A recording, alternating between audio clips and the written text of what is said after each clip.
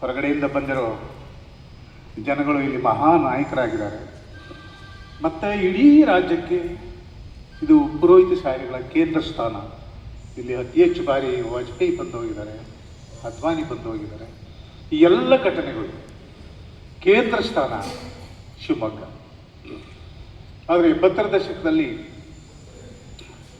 ರೈತ ಸಂಘ ಏನು ತನ್ನ ವಿರಾಟ್ ರೂಪವನ್ನು ಪ್ರದರ್ಶನ ಮಾಡಿತ್ತು, ಅದರ ಕೇಂದ್ರ ಸ್ಥಾನ ಶಿವಮೊಗ್ಗ. ನಮ್ಮ ಸಂಸ್ಕೃತಿಯಲ್ಲಿ ರೈತನಿಗೆ ಯಾವ ಸ್ಥಾನವೂ ಇಲ್ಲ. ನೀವು ಹಂಗೆ ನಮ್ಮ ಇತಿಹಾಸವನ್ನು ನೋಡಿ, ಎಲ್ಲೂ ರೈತನ ನಮ್ಮ ಧರ್ಮಗ್ರಂಥಗಳಲ್ಲಾಗಲಿ ನಮ್ಮ ಯಾವುದೇ ಸಂಸ್ಕೃತಿಲಾಗಲಿ ರೈತನಿಗೆ ಯಾವ ಬೆಲೆನೂ ಇರಲಿಲ್ಲ. ಅದನ್ನು ಗಂಭೀರವಾಗಿ ಒಂಚೂರು ಯೋಚನೆ ಮಾಡಿ ನೋಡಿ. ಈ ದೇಶದ ರಾಷ್ಟ್ರಪತಿ ಪ್ರಥಮ ಪ್ರಜೆ ಬೆಳಿಗ್ಗೆ ಎದ್ದು ತಿನ್ನೋದು ಅನ್ನ, ನೆನೆಸ್ಬೇಕಾಗಿರೋದು ರೈತನ. ಈ ದೇಶದ ಗಡಿ ಕಾಯ್ತಾ ಇರೋನು ಸೈನಿಕ, ಅವನು ತಿನ್ನೋದು ಕೂಡ ಅನ್ನ. ಈ ರೀತಿ ಮನುಕುಲವನ್ನು ಪೋಷಣೆ ಮಾಡೋ ರೈತನಿಗೆ ಇಲ್ಲಿ ಯಾವ ಮರ್ಯಾದೆ ಇರಲಿಲ್ಲ. ನಮ್ಮಲ್ಲೇ ನೋಡಿ, ಕುವೆಂಪು ಬಂದು ಉಳುವ ಯೋಗಿಯ ನೋಡಲಿ ಅಂತ ತೋರಿಸೋವರೆಗೂ ಯಾರೂ ರೈತನ ನೋಡಿರಲಿಲ್ಲ. ಅದೇನೋ ಎತ್ತಿನ ಸುತ್ತ ಎತ್ತಾಗಿ ತಿರುಗ್ತಾನೆ ಅನ್ನೋ ಮಟ್ಟದಲ್ಲೇ ನೋಡಿ. ಅವಾಗ ಬಂದು ಅವರು ಉಳುವ ಯೋಗಿಯ ನೋಡಲ್ಲಿ. ಈಗ ಗೀತೆ ಹಾಡಿದ್ರಿ ನೀವು, ಏನು ಯೋಗಿ ಅಂದ್ರೆ ಯೋಗಿ ಅನ್ನೋ ಪದ ಬಳಸಿಬಿಟ್ಟಿದ್ದಾರೆ. ಯೋಗಿ ಅಂದ್ರೆ ಅವನು ಧ್ಯಾನಸ್ಥ. ತನ್ನ ಹಿಡಿದ ಉದ್ದೇಶ, ತಾನು ಯಾವ ಉದ್ದೇಶಕ್ಕೆ ಅವನು ಧ್ಯಾನಸ್ಥನಾಗಿದ್ದಾನೋ ಅದರ ಈಡೇರಿಕೆಗೆ ಅವನು ಕೂತ್ಕೊತಾನೆ, ಧ್ಯಾನ ಮಾಡ್ತಾನೆ. ರೈತನಿಗೆ ಉಪಯೋಗಿಸಿದಾರೆ ಅದು ಪದನ. ಅಂದರೆ ಆರು ಕಟ್ಕೊಂಡು ಹೊಲ ಒಳಗೆ ಶುರು ಮಾಡ್ತಾನಲ್ಲ, ಉಕ್ಕೆ ಗೆರೆನೇ ನೋಡ್ಬೇಕು ಅವನು. ಹೆಂಡತಿ ರೊಟ್ಟಿ ತರೋವರೆಗೂ ಉಕ್ಕೆ ಗೆರೆ ನೋಡ್ಬೇಕು, ಹತ್ಲಾಗಿತ್ಲ ನೋಡೋಕ್ಕಲ್ಲ. ಹತ್ಲಾಗಿತ್ಲ ನೋಡಿದ್ರೆ ನೇರು ಎಳ್ಬಿಡ್ತದೆ, ಉಕ್ಕೆ ಬಳಿ ಕಟಾಬ್ ಅಲ್ಲೇ ಸುತ್ತಾನೆ. ಉಕ್ಕೆ ಗೆರೆಲೇ ಹೋಗ್ಬೇಕಾದ್ರೆ ಉಕ್ಕೆ ಗೆರೆನೇ ನೋಡ್ಬೇಕು. ಅಲ್ಲಿ ಬಳಸಿರೋ ಯೋಗಿ ಪದ. ಆ ಯೋಗಿ ಕೆಲಸ ಏನು? ಅನ್ನ ಬೆಳೆಯೋದು. ಅವನ ಹಾಲಿನಲ್ಲಿ ಕೃಷ್ಣ ಒಂದು ಸಣ್ಣ ಕವನ ಬರ್ತಿದ್ದ. ಅವನ ಹೆಂಡತಿ ಅನ್ನ ಇಕ್ತಾಳೆ, ಒಳ್ಳೆ ಮಲ್ಲಿಗೆ ಹೂವಿನಂಗಿರುತ್ತದು, ಚಕ್ಕಂತ ಹೊರದಿರುತ್ತೆ. ಎಂಥ ಅಕ್ಕಿ ಬೆಳೆದವನಪ್ಪ ಪುಣ್ಯಾತ್ಮ ಅಂತಾನ. ಈ ಥರ ಯಾವನು ನೆನೆಸಿರಲ್ಲ. ಅಂತನೊಬ್ಬ ಇಲ್ಲಿ ಬಹಳ ಸರ್ಕೊಳಗಾಗಿದ್ದ. ಗುಂಡರಾಯನ ಸರ್ಕಾರ ಏಕ್ದಮ್ ನಾಯಿನರಿ ಸಾಯಿಸ್ದಂಗೆ ಸಾಯಿಸ್ಬಿಡ್ತಾನೆ. ಯಾವ ಮುರಾಜನೂ ನೋಡ್ದಂಗೆ. ಹೆಂಗೆ ಬಂತ ಶಕ್ತಿ? ತಾಲೂಕು ಆಫೀಸ್ನಲ್ಲಿ ಕೈ ಚಾಚ್ಕೊಂಡು ಕುಂತಿರ್ತಾರಲ್ಲ, ಅವನು ಸಾಕ್ತಾ ಇರೋದು ನಾವೇ.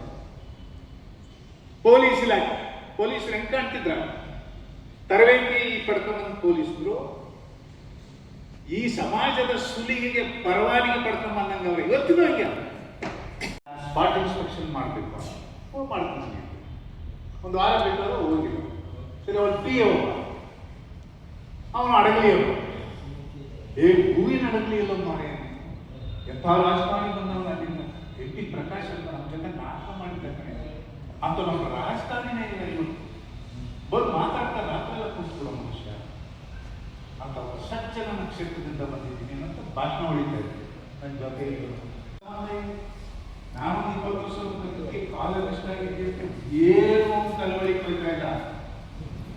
ಯೂನಿವರ್ಸಿಟೀಸ್ಗಳಿಗೆ ಎಷ್ಟು ಕೊಡ್ತೇನೆ ಮೂಲಿ ಅಂತ ಕಾಯ್ತಾ ಸರ್ಕಾರಿ ಕರ್ಮಚಾರಿಗಳಲ್ಲಿ ನೀವು ಉದ್ದಾರ ಆಗ್ತೀರಾ, ತಿರ್ಗಾ ಬರ್ತೀರಪ್ಪ ಅವರಿಗೆ. ತಿರ್ಗಾ ಯಾವ ಬರ್ತಾನೆ ಅದೇ ಮತ್ತೆ ಸಂಬಳ. ಆಮೇಲೆ ಈ ಅಧಿಕಾರಿಗಳನ್ನ ದಾಳಿ ಮಾಡಿದಾಗ ಹೋಗಾಯ್ತು. ಇದು ಎಷ್ಟು ಒಡವೆ ಸಿಗ್ತಾ ಇದೆ? 3 kg ಪೇಟಿ ದುಡ್ಡು ನೀವು ದಿನನಿತ್ಯ ಪೇಪರಲ್ಲಿ ನೋಡ್ತಾ ಇದ್ದೀರಿ ಅಂದರೆ ಎಷ್ಟಿರ್ಬೋದು ಅಂದರೆ ಸರ್ಕಾರದ ದುಡ್ಡು ಅನ್ಸುತ್ತೆ. ಯಾವುದೋ ಒಂದು ಜುಜುಬಿ ಸರ್ಕಾರದ ಗ್ಯಾರಂಟಿಗಳನ್ನ, ಜುಜುಬಿ ಅಮೌಂಟ್ ಅದು ಗ್ಯಾರಂಟಿಗಳಿಗೆ ವ್ಯಯ ಮಾಡ್ತಾ ಇರೋದು. ಎಲ್ಲ ಸರ್ಕಾರಿ ಅಧಿಕಾರಿಗಳು ಕುಬೇರರಾಗ್ತಾರೆ. ಅದೊಂದು ಕಾಯಿಲೆ ಬಿಡಂಗೆ ಸತ್ತೋಗ್ತವೆ. ಕೋರ್ಟ್ಗೆ ಅಲ್ದು ಸತ್ತೋಗ್ತವೆ. ಅದನ್ನು ಬಿಡಿಸ್ಕೊಳ್ಳೋಕೆ ಪ್ರಜ್ಞೆನೇ ಇಲ್ಲ.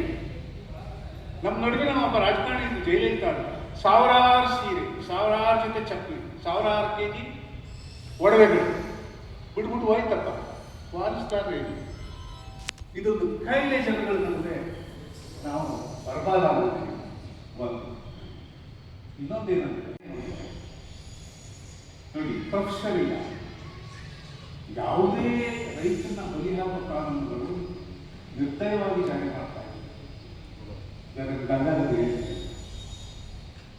ಇವು ದೆಹಲಿ ಸರ್ಕಾರ ಕಾನೂನುಗಳು ತಂದು, ಯಾವುದರ ಕಾನೂನುಗಳು ರೈತರ ಸಂಪೂರ್ಣ ಮುಖ್ಯ ಕಾನೂನುಗಳು ಪ್ರೊಫೆಸರ್ ಇದ್ದರೆ ಅಂತಾರಾಷ್ಟ್ರೀಯ ಮಟ್ಟದಲ್ಲಿ ಸಂಘಟಿಸಲು. ದೆಹಲಿ ಕಾನೂನು ರೂಪಿಸೋ ಜನಕ್ಕೂ ರೈತರಿಗೆ ಯಾವ ಸಂಬಂಧ? ರೈತ ಸಂಘದಲ್ಲಿ ಕಾಂಟ್ಯಾಕ್ಟ್ ಮಾಡಿದ್ದಾರೆ, ರೈತ ಸಂಘದಲ್ಲಿ ಬಹಳ ಪ್ರಕಾರದ ಕಂಡಿದ್ದಾರೆ. ಅವ್ರನ್ನೆಲ್ಲ ಮಾತಾಡ್ಸಿಲ್ಲ ಇಲ್ಲ.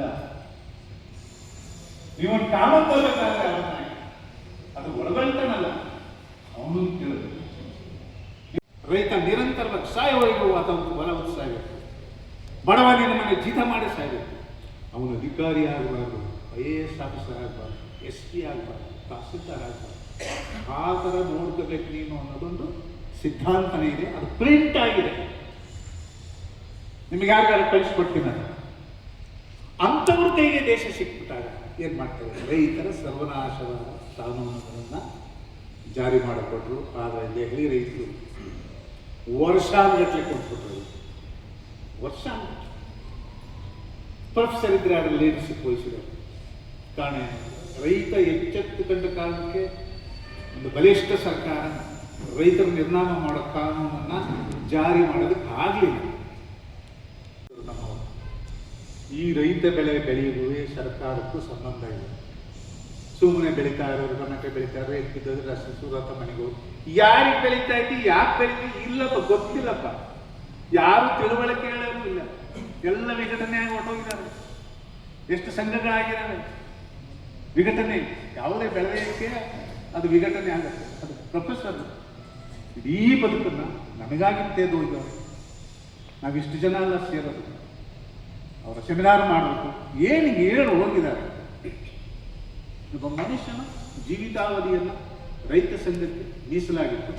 ಸದಾ ರೈತರನ್ನು ಹೇಗೆ ಕಾಪಾಡಬೇಕು ಅಂತ ನೋಡಿ ಬದುಕಿ ಹೋದಂತಹ ಒಬ್ಬ ಮನುಷ್ಯನ ಹುಟ್ಟುಹಬ್ಬ ನಮ್ಮ ಸಂಭ್ರಮ ಆಗ್ತಿತ್ತು.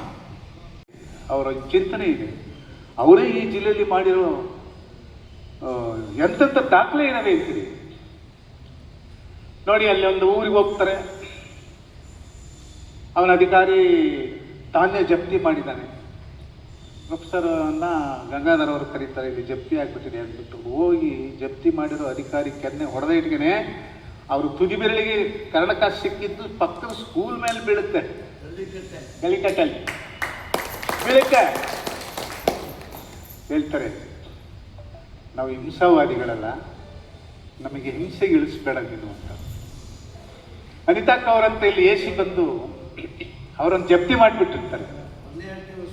ಅಲ್ಲಿ ಜಪ್ತಿ ಮಾಡಿಬಿಟ್ಟು ಅಲ್ಲಿ ಹೋಗಿ ನೋಡ್ತಾರಂಗೆ, ಯಾರಮ್ಮ ನೀನು ಅಂತ.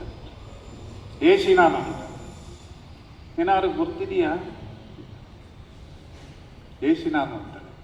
ನೀನು ಗುರ್ತಿಲ್ಲ ಅಂದರೆ ನೀನು ಪೂಲಂದೇವಿ ಯಾಕಾಗಿರ್ಬಾರ್ದು ಅಂತಾರೆ. ಹಂಡೆ ಜಪ್ತಿ ಮಾಡಿದ್ವಿ. ಹಂಡೆ ರೈತ ಪ್ರತಿನಿತ್ಯ ಉಪಯೋಗಿಸ್ಬೇಕು. ಜಪ್ತಿ ಮಾಡಬೇಕಾದ್ರೆ ಏನೇನು ಜಪ್ತಿ ಮಾಡಬೇಕು ಅಂತ ಇದೆ, ನಿಯಮ ಇದೆ. ಅದನ್ನು ಪಾಲಿಸಿಲ್ಲ ನೀನು. ಯಾರು ಅಂತ ಗೊತ್ತಿಲ್ಲ, ಯಾರು ಅಂತ ಗೊತ್ತಿಲ್ಲದೆ ಇರೋ ಕಾರಣಕ್ಕೆ ನಿನ್ನನ್ನು ನಮ್ಮ ರೈತರು ಅರೆಸ್ಟ್ ಮಾಡಿದ್ದಾರೆ ಅಂತಾರೆ. ಕೂಡಲೇ ರೈತರೆಲ್ಲ ರೌಂಡ್ ಆಗಿಬಿಡ್ತಾರೆ. ಅಷ್ಟೊತ್ತಿಗೆ ಅವಳು ಪೊಲೀಸ್ನವ್ರಿಗೆ ಫೋನ್ ಮಾಡೋಕ್ಕೆ ಕೈ ಹಾಕ್ತಾನೆ. ಒಬ್ಬ ರೈತ ಕೈ ಮೇಲೆ ಹೊಡೆದ್ಬಿಟ್ಟು ಫೋನ್ ಹೋಗ್ತಾನೆ. ಹೆಣ್ಮಗಳು ಅಂತ ಬಿಟ್ಟಿದ್ದೀನಿ, ಹೋಯ್ತಾ ಇರುವಂತಾರೆ. ಯಾರಿಗಿದೆ ಇಂಥ ಧೈರ್ಯ? ಈಗ ಹಂಗೆ ನೋಡಿ, ಒಬ್ಬ IAS ಹೆಣ್ಮಗಳನ್ನು ನಿನ್ನನ್ನು ಅರೆಸ್ಟ್ ಮಾಡಿದ್ದಾರೆ ನಮ್ಮ ರೈತರು. ಇನ್ನು ಮುಂದೆ ನೀನು ಲೈಫಲ್ಲಿ ಜಪ್ತಿ ಮಾಡೋಂಗಿಲ್ಲ, ಹಂಗೆ ಮಾಡಾಕ್ಬಿಟ್ಟ. ಇಲ್ಲೇ ಶಿವಮೊಗ್ಗದಲ್ಲಿ ಅಧಿಕಾರಿ ಲಂಚ ತಗೊಳ್ಳೋ ಅಂತ ಗೊತ್ತಾಗ್ಬಿಡುತ್ತೆ. ಈ ಗಂಗಾಧರ ಕಡೆಯಿಂದ ಗೊತ್ತಾಗ್ಬಿಡುತ್ತೆ. ಕೂಡಲೇ ಪ್ರೊಫೆಸರ್ ಹೋಗಿ ಏನು ಮಾತಾಡಲ್ಲ ಅವರು. ಎಲ್ಲಿ ದುಡ್ಡು ಅಂತಾರೆ. ತಗೊಳಪ್ಪ, ನಾನು ದುಡ್ಡು ನಿನಗೆ ಅಂತ ಟೇಬಲ್ ಮೇಲೆ ಇರ್ತಾನೆ. ಲಂಚ ಇಲ್ಲೇ ಮೀನಾಕ್ಷಿ ಭವನದ ಹತ್ರ ಅಧಿಕಾರಿಗಳು ಜೋಗ ನೋಡೋಕೆ ಹೊಟ್ಬಿಟ್ಟಿರ್ತಾರೆ. ಇವರೆಲ್ಲ ಒಳಗಡೆ ಇರ್ತಾರೆ. ಈಗ ಬಂದು ನೋಡಿದ್ರೆ ವಾಹನದಲ್ಲಿ ಹೆಂಡತಿ ಮಕ್ಕಳನ್ನೆಲ್ಲ ಕೆಟ್ಕೊಂಡು ಜೋಗ ಪ್ರವಾಸ ಹೊಟ್ಟಿದ್ದಾರೆ. ಎಲ್ಲಿ ಹೋಗ್ತಾ ಇದ್ದೀರಿ? ಇವತ್ತು ಬಾಗ್ ಮಾಡಿ ಜೋಗ ನೋಡೋಕೆ ಹೋಯ್ತೀರಿ, ನಿಮಗೇನು? ಹೌದಾ, ಸರ್ಕಾರಿ ವಾಹನ ತಗೊಂಡೋಗ್ಬೋದಾ ಅಂತ ಹೇಳಿದಾಗ ಅಧಿಕಾರಿಗಳು ತಪ್ಪಪ್ಪೆ ಇಟ್ಬಿಡ್ತಾರೆ. ಕೂಡಲೇ ಪೊಲೀಸ್ನವ್ರು ಕರೆಸಿ ಸೀಸ್ ಮಾಡ್ತಾರೆ. ಸೀಸ್ ಮಾಡಿದ್ಮೇಲೆ ಅವರ ಇದಕ್ಕೆಲ್ಲ ತೊಂದರೆ ಆಗುತ್ತೆ, ಪ್ರಮೋಷನ್ಗೆ ಇದಕ್ಕೆಲ್ಲ ತೊಂದರೆ ಆಗುತ್ತೆ, ಅವರಿಗೆ ಪೆನ್ಷನ್ ಎಲ್ಲ ಸೆಟ್ಲ್ ಆಗುತ್ತೆ. ಇಡೀ ಸ್ಟೇಟಲ್ಲಿ ಅಧಿಕಾರಿಗಳು ನ್ಯೂಸ್ ಆಯ್ತು, ಎದುರು ಹೋಗ್ಬಿಡ್ತಾರೆ ಅಧಿಕಾರಿಗಳು. ಸರ್ಕಾರಿ ವಾಹನ ತಗೊಂಡು ಖಾಸಗಿ ಕೆಲಸ ಮಾಡೋದಕ್ಕೆ ಎದುರು ಹೋಗ್ಬಿಡ್ತಾರೆ ಅಂತದೊಂದು ಕಾಲ ಬಂದಿತ್ತು. ನಾವು ಚಳವಳಿ ಮಾಡೋಕ್ಕಾಗಲ್ಲ. ಕಾಂಗ್ರೆಸ್ ಅಂತ ಅಂದ್ರೆ ಆಗ ತುಂಬ ವಿರೋಧ, ಲೌಹಿಯಾರಿಂದ ಹಿಡಿದು ಇಲ್ಲಿವರೆಗೂ ಕಾಂಗ್ರೆಸ್ ವಿರೋಧ. ಯಾಕೆಂದ್ರೆ ಕಾಂಗ್ರೆಸ್ ಯಥಾಸ್ಥಿತಿವಾಗಿದೆ, ಮಂತ್ರಿಗಳಾಗಿರೋದು, ಸುಖವಾಗಿರೋದು, ತಿರುಗಾಡೋದು, ಸಭೆ ಸನ್ಮಾನ ಮಾಡಿಸ್ಕೊಳ್ಳೋದು ಬಿಟ್ಟರೆ ಇನ್ನು ಈ ಜನಗಳನ್ನ ನಾವು ಉದ್ಧಾರ ಹೆಂಗೆ ಮಾಡಬೇಕು ಅನ್ನೋದನ್ನು ಕನಸಿದ್ದವು. ಅದಕ್ಕೆ ಕಾಂಗ್ರೆಸ್ ವಿರೋಧ ಅಂತ ಕಳಿಸ್ತೀವಿ. ಅದಕ್ಕೆ ಪ್ರೊಫೆಸರು ಈ ಕಾಂಗ್ರೆಸ್ನವ್ರು ಕಟ್ಕೊಂಡು ನಾವು ಚಳವಳಿ ಮಾಡೋಕ್ಕಾಗಲ್ಲ ಕಂಡ್ರಿ. ನಾವು ರೈತರನ್ನ ಜಪ್ತಿ ಮಾಡಿ ಅದಕ್ಕೆಲ್ಲ ಕಾನೂನು ಜಪ್ತಿ ಮಾಡಿದ್ರೆ ಆ ಮಾಲೆ ಏನು ಮಾಡಬೇಕು, ಇದೆಲ್ಲ ಫಸ್ಟ್ ಕುಂತ್ಕೊಂಡು ಒಂದು ಸ್ಕೆಚ್ ಮಾಡೋದು, ಅದರಂತೆ ನಡೆಯೋದು. ಅದಕ್ಕೆ ಕಾರ್ಯಕರ್ತರು ನಿಭಾಯಿಸೋದು. ಆವಾಗ ಉದಯವಾಣಿ ಪತ್ರಿಕೆಯಲ್ಲಿ ಅಧಿಕಾರಿಗಳ ಮನೆಗೆ ರೈತ ಲಕ್ಕೆ ಅಂತ ಖುಷಿಯಾಗಿ ಬರ್ಕೊಂಡು ಪ್ರೊಫೆಸರ್ ಅಧಿಕಾರಿಗಳ ಮನೆಗೆ ರೈತರ ಲಗ್ಗೆ ನೀವೇನ ಬರ್ತಿದ್ರು? ಹೌದು ಸರ್, ನನಗೆ ಗೊತ್ತಿತ್ತು. ಬಹಳ ಖುಷಿ. ಅಧಿಕಾರಿಗಳು ರೈತರ ಮನೆ ಜಪ್ತಿ ಮಾಡೋದು ಜಪ್ತಿ, ನಾವು ಮರು ಜಪ್ತಿ ಮಾಡ್ತೀವಲ್ಲ ಅದು ಲಗ್ಗೆ ಅಲ್ವಾ? ಯಾವ ಕ್ರಿಯೆಗೆ ಯಾವ ಪದ ಹಾಕಿದ್ರೆ ಏನು ಅರ್ಥ ಕೊಡುತ್ತೆ ಅನ್ನೋದನ್ನ ತಿಳ್ಕೋಬೇಕು ನೀವು ಪತ್ರಕರ್ತರು ಅಂದಾಗ ಅಷ್ಟೊಂದು ಈಗ ನಮ್ಮ ಮುಂದಿನ ಕಾರ್ಯಕ್ರಮ ಏನು ಗೊತ್ತಾ? ಏನು ಸರ್, ನಿಮ್ಮ ಮನೆಗೆ ಲಗ್ಗೆ ಹಾಕೋದು, ಕೂಡಲೇ ಓಡಿ ಅವರು ಪೊಲೀಸ್ನವ್ರು ತಗೊಂಡು ರಕ್ಷಣೆ ತಗೊಂಡು. ಈ ಥರ ಪ್ರೊಫೆಸರ್ ಏನು ನಮಗೆ ದಾಳಿ ಮಾಡ್ತಾರೆ. ಯಾವ ಪತ್ರಿಕೆ ಹೌದಾ?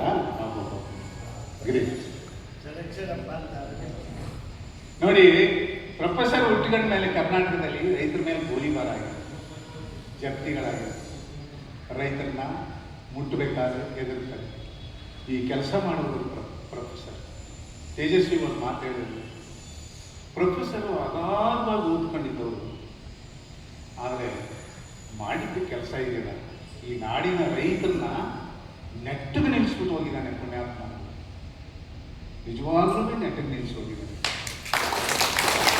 99ನೇ ನಂಜುಂಡಸ್ವಾಮಿ ಹುಟ್ಟಿದ ದಿನಾಚರಣೆನ ಆಚರಣೆ ಮಾಡ್ತಾಯಿದ್ದೀವಿ. ನಾವು ಭಾಳ ಪ್ರಚಾರ ಅಲ್ಪ ದಿನಗಳಲ್ಲೇ ಪ್ರಚಾರ ಕೊಟ್ಟು ಇದು ಮಾಡ್ತೀವಿ. ಆದರೆ ಹೆಚ್ಚಿನ ಸಂಖ್ಯೆಯಲ್ಲಿ ಜನ ಬರಬೇಕಾಯಿತು, ಆದರೆ ಬಂದಿಲ್ಲ. ಆದರೆ ಮುಂದಿನ ದಿನಗಳಾದರೂ ಕೂಡ ಹೆಚ್ಚಿನ ಸಂಖ್ಯೆಯಲ್ಲಿ ಬರಬೇಕು ಅಂತೇಳಿ ಕೇಳ್ಕೊತೀನಿ. ಮತ್ತು ನಾವು ಕೂಡ ಸ್ವಲ್ಪ ಕರ್ಕೊಂಬರೋಂಥ ಕೆಲಸನೂ ನಾವು ಸ್ವಲ್ಪ ಮಾಡಬೇಕಾಗಿದೆ. ಯಾಕಂತಂದರೆ ಏನು ಸುಂದರೇಶ್ ಅವರು ಹಿಂದೆ ಅವಾಗ ಮಂಡಲ ಪಂಚಾಯತಿ ಇತ್ತು. ಪ್ರತಿ ಮಂಡಲ ಪಂಚಾಯತಿಯವರು ಕೂಡ ಒಂದು ದಿನ ತಾಲೂಕು ಆಫೀಸ್ ಎದುರಿಗೆ ಉಪ ಸತ್ಯಾಗ್ರಹ ಮಾಡಬೇಕಾಯಿತು. ಪ್ರತಿ ಮಂಡಲ ಪಂಚಾಯತಿಯವರು ಎಲ್ಲರೂ ಮಾಡಿದ ಆದಮೇಲೆ ನಂತರ ಅಕ್ಟೋಬರ್ 2ನೇ ತಾರೀಕು ಶಿವಮೊಗ್ಗ DC ಆಫೀಸ್ ಎದುರಿಗೆ ಸಾಮೂಹಿಕ ಉಪ ಸತ್ಯಾಗ್ರಹನ ಸುಂದರೇಶ್ ಅವರು ಹಾಕೊಂಡ್ರು. ಆ ಕಾರ್ಯಕ್ರಮಕ್ಕೆ ಮೊದಲನೇದಾಗಿ ನಾನು ಅವ್ರಿಗೆ ನೋಡಿದ್ದು ಮೊದಲನೇದಾಗಿ MD ನಂಜುಂಡಸ್ವಾಮಿಯವರು ಬಂದರು, ಲಂಕೇಶ್ ಬಂದಿದ್ದರು, ಇನ್ನೂ ಕೆಲವರು ಬಂದಿದ್ದರು, ಇನ್ನೂ ಕೆಲವು ರಾಜಕಾರಣಿಗಳು ಕೂಡ ವೇದಿಕೆ ಮೇಲೆ ಜಾರ್ಜ್ ಫರ್ನಾಂಡಿಸ್ ಅವರೆಲ್ಲ ಬಂದಿದ್ದರು. ಆದರೆ ಲಂಕೇಶ್ ಅವ್ರಿಗೆ ಬಿಟ್ಟು ಮತ್ತಿನ್ನು ಯಾರಿಗೂ ಕೂಡ ಆ ವೇದಿಕೆನ ಅವ್ರು ಕೊಡಲಿಲ್ಲ. ಅವತ್ತೇ ಯಾರು ಬರ್ಕೊಡ್ದು ಅಂತೇಳಿ ಅವರಿಗೆ ವೇದಿಕೆಯಿಂದ ಕೆಳಗೆ ಇಳಿಸಿದಂಥ ಮಹಾಪುರುಷರು ND ಸುಂದರೇಶ್ ಮತ್ತು MD ನಂಜುಂಡಸ್ವಾಮಿ ಅವರು. ಆ ಸಭೆಯಲ್ಲಿ ಸುಮಾರು 10,000 ಜನದ ಮೇಲೆ ಸೇರಿದ್ರು. ಆ ಸಭೆಯಲ್ಲಿ ಮತ್ತು DC ಮತ್ತು SP ನಿಯಂತ್ರಣ ಮಾಡೋಕ್ಕೆ ಅವರು ಯಾರೂ ನಿಯಂತ್ರಣ ಮಾಡ್ತಿರಲಿಲ್ಲ. ಅಷ್ಟು ಶಿಸ್ತಿನಲ್ಲಿ ಸಭೆ ನಡೆಯಿತು. ಏನಾದರೂ ಸ್ವಲ್ಪ ವ್ಯತ್ಯಾಸ ಆದರೂ ಕೂಡ SP ಮತ್ತು DC ನಂಜುಂಡಸ್ವಾಮಿ ಮತ್ತು ಸುಂದರೇಶ್ ಅವರಿಗೆ ಹೇಳ್ತಿದ್ರೆ ಹೊರತು ಮತ್ತು ಬೇರೆ ಯಾರಿಗೂ ಹೇಳ್ತಿದ್ದಿಲ್ಲ. ನಾವು ನಾಳೆಯಿಂದ ರಸ್ತೆ ತಡೆ ಚಳವಳಿ ಮಾಡ್ತೀವಿ ಅಂತೇಳಿ ಕರೆ ಕೊಟ್ಟರು. ಅದೇ ರೀತಿ ರಸ್ತೆ ತಡೆ ಚಳವಳಿ ಇಡೀ ಕರ್ನಾಟಕದಾದ್ಯಂತ 3 ದಿವಸ ನಡೆಯಿತು. 3 ದಿವಸದಲ್ಲಿ ಕರ್ನಾಟಕದಲ್ಲಿರುವಂಥ ಜೈಲು ಯಾವ ಕಾರ್ಯವಿಲ್ಲ ಆ ರೀತಿ ಬಿಡುಗಡೆ ಮಾಡಿದರು.